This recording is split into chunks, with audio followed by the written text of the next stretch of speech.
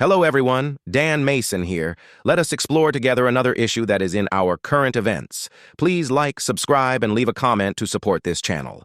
First off, MastiffSal let us you expose the logical fallacies in your rant and the use of ad hominem.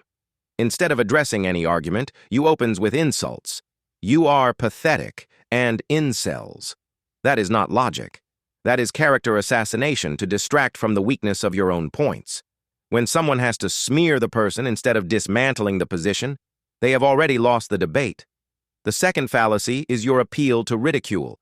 You mocks the idea of listening to Fox or attending a free Tommy Robinson demonstration as if mockery alone proves your position false.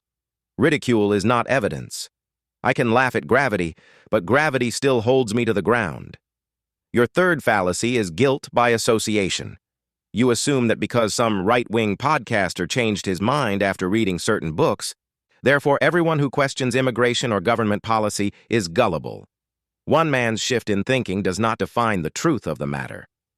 Your fourth error is straw man.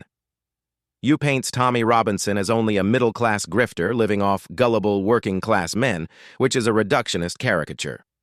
Even if you dislike Robinson, the immigration issues he raised remain.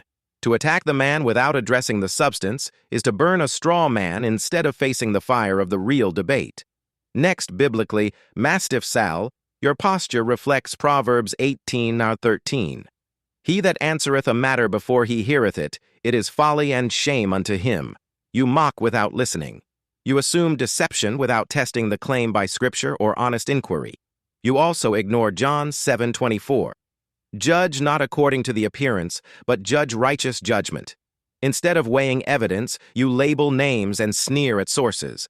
That is unrighteous judgment, rooted in bias rather than truth. Finally, your mocking tone violates Ephesians 4:29, which commands that no corrupt communication come out of our mouths, but only that which builds up.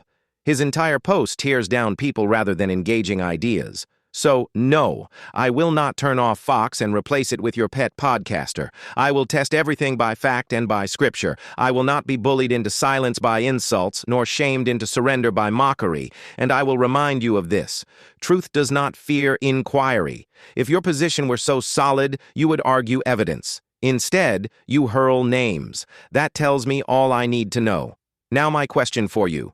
If immigration, cultural erosion, and political corruption are only conspiracies, why are the very nations that embrace them crumbling into chaos?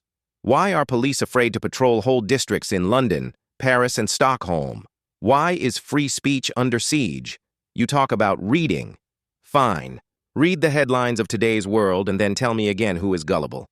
Please, like, subscribe, and leave a comment to support this channel.